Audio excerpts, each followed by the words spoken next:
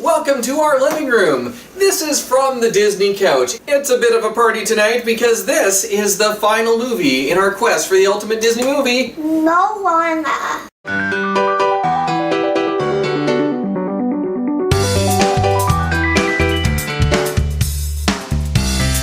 Yay!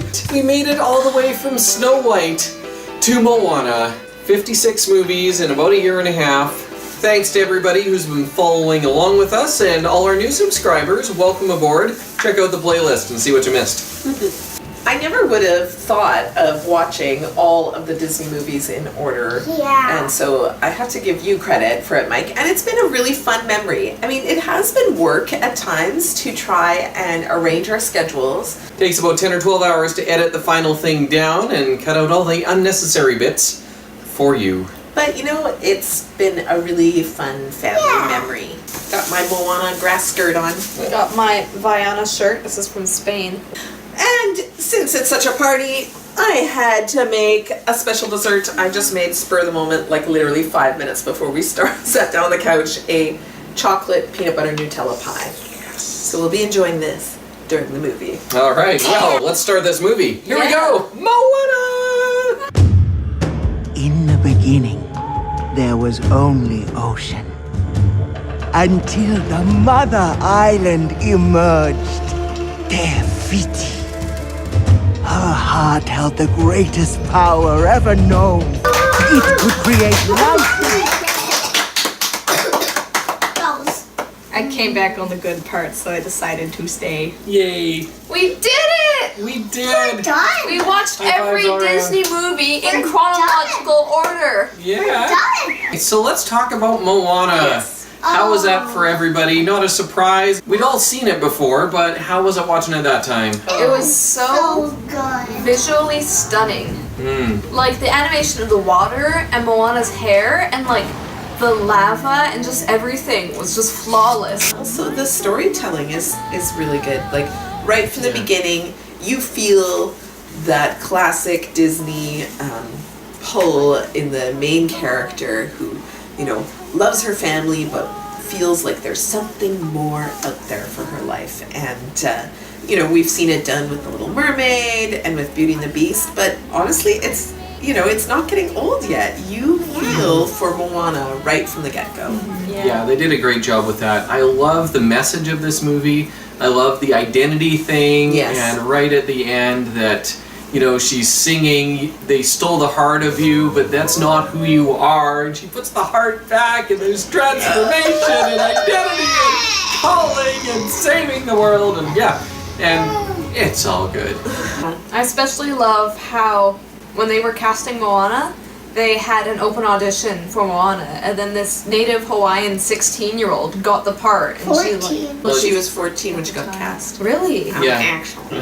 Actually. And she turned 16 the day the movie was released in theaters. Yeah, and Moana is 16 in this movie, so. All the voice actors were legitimate Hawaiian, Samoan, Polynesian, except for Alan Tudyk. He is the Duke of Weaselton and Wesselton. Duke Weaselton and King Candy, and in this movie he voices Hey Hey the chicken, and he also voices the villager who suggests that they should cook Hey Hey.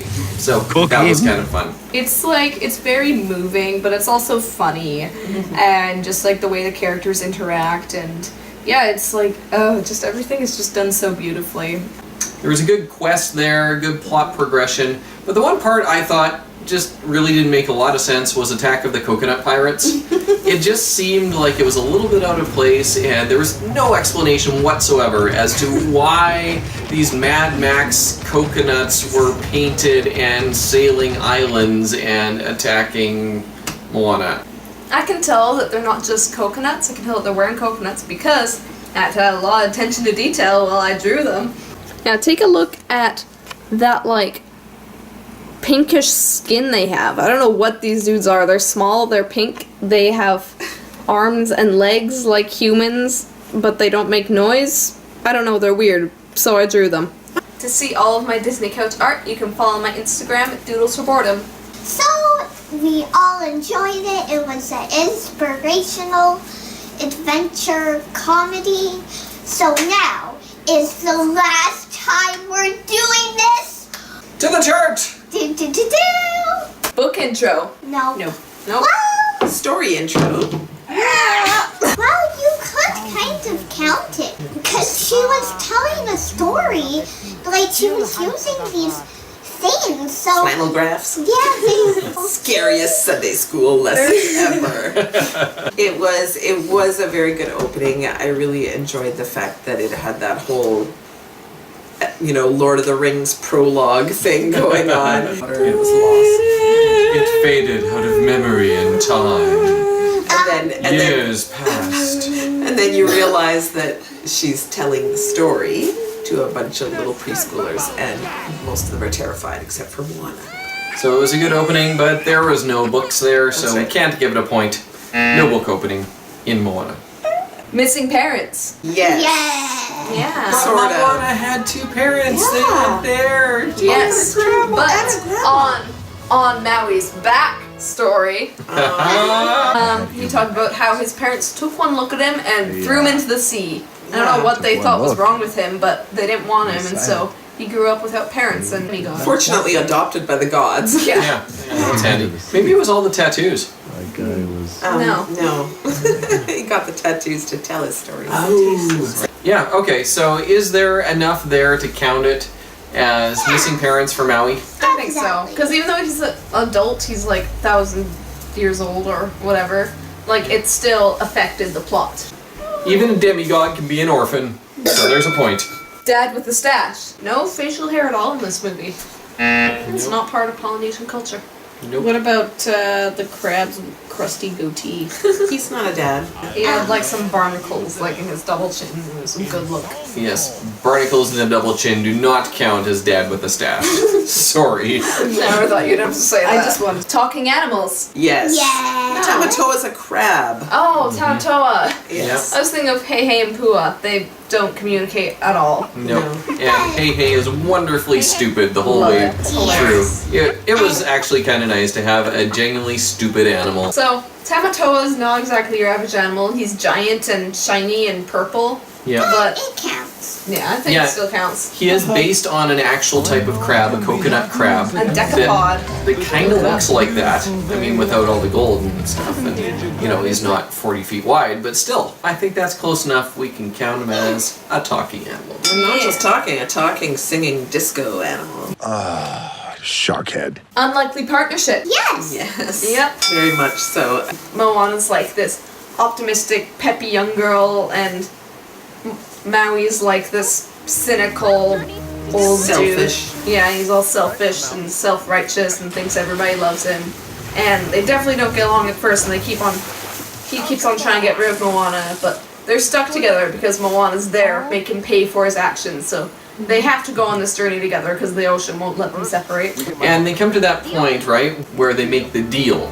Maui agrees that he's going to go with Moana, get his hook back, and Moana's bribing him with popularity, basically. Yeah. And that's enough to sway him, but, of course, as the movie goes on, they get to like each other, and by the end, they're pals. Hidden Mickey. This one's a little tougher. I think because the movie's so new, there haven't been enough people that have gone through the entire film frame by frame looking for Mickeys. And so, couldn't find any images on the internet. I found some suggestions, and we found a couple of spots that we think kind of count. Plenty of coconuts, and there were some barrels on the coconut pirate ship that were vaguely Mickey-shaped.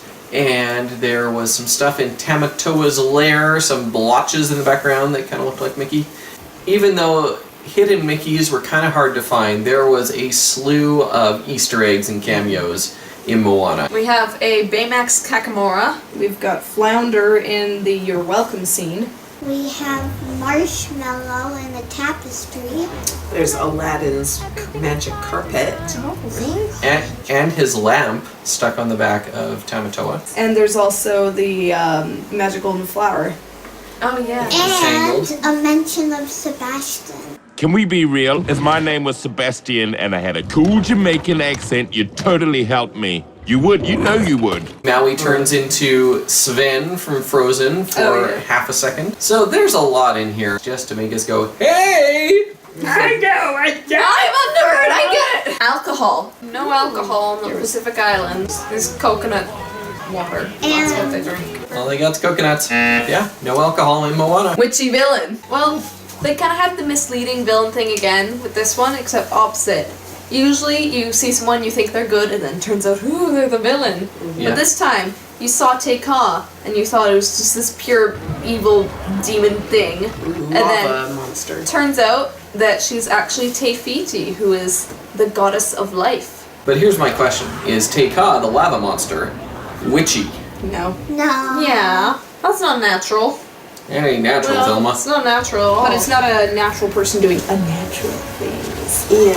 Yeah, she's more of a monster, I would say, in this than a witch. More like And a boss fight. Yeah, she was a mythical villain. Te Ka wasn't doing spooky witchy things. She was just stomping around and throwing lava.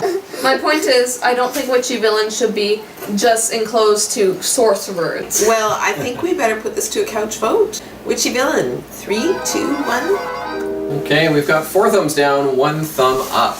I'm always right, okay? Let me know in the comments below if you agree with me. Ugly villain. Yes. Yeah. I think Te Ka is definitely more scary than ugly, but Tamatoa is this antagonist, and he's definitely ugly. Yeah. He's Do you see his ugly. teeth? He has barnacles on his teeth. But he's so shiny! And there's this scene where when he realizes that Maui is out of practice with the fish hook, his eyeballs look at each other. He's talking to himself in his mind. That's when you know you've spent too much time alone. Yeah, very much. Okay, ugly villain. There we go. Death by falling. Oh.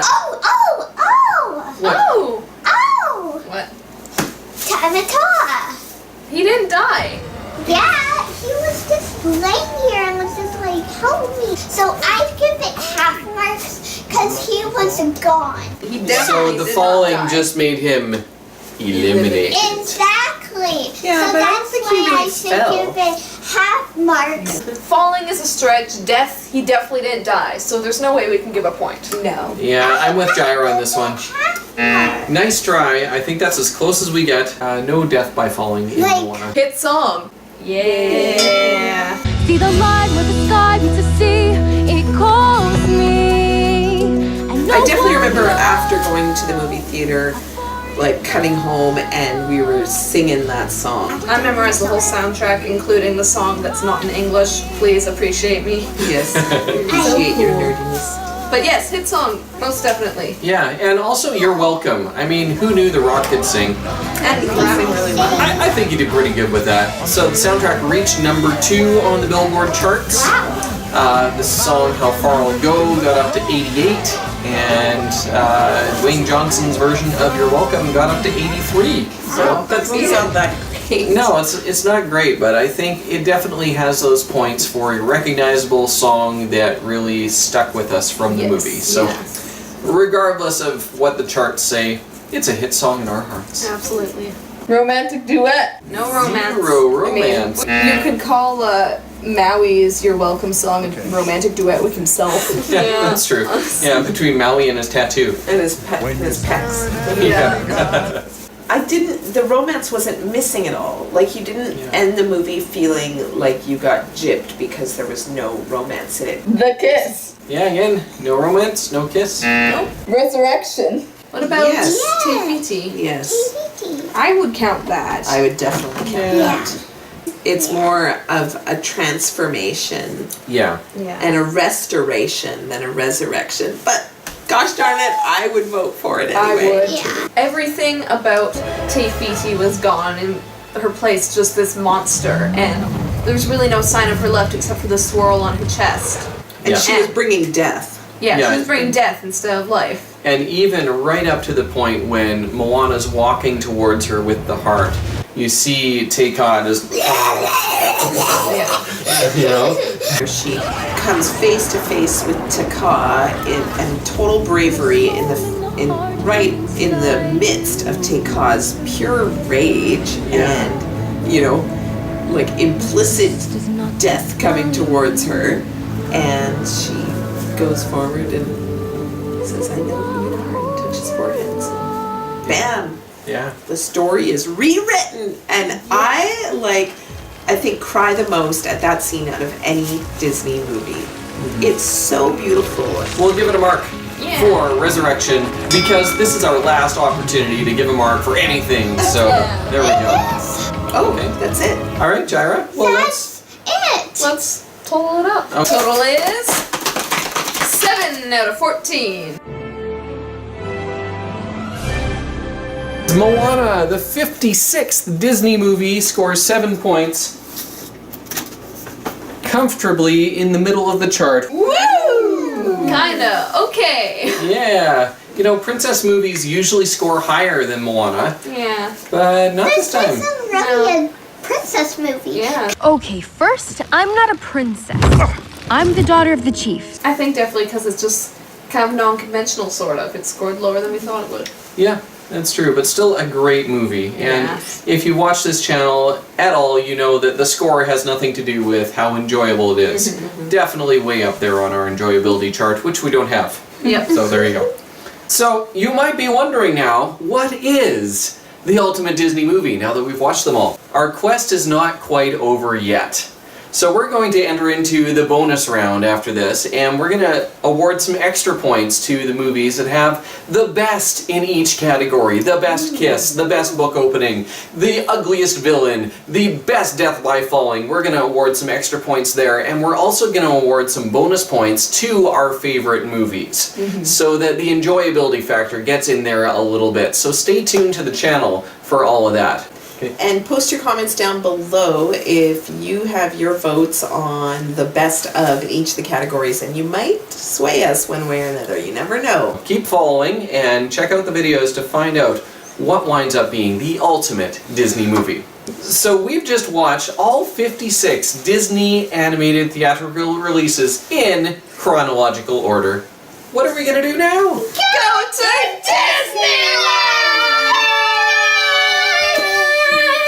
Okay, well that's a great idea. Stay tuned, we may have some updates for you from the happiest place on earth. So that's it for now. Thanks so much for joining us on the Disney couch on this fun journey. It's not over yet, so stick around with us for the next one. We'll see you next time. Bye! Now can we watch the bonus features? We gotta watch the bonus features. It's the last one! Yeah.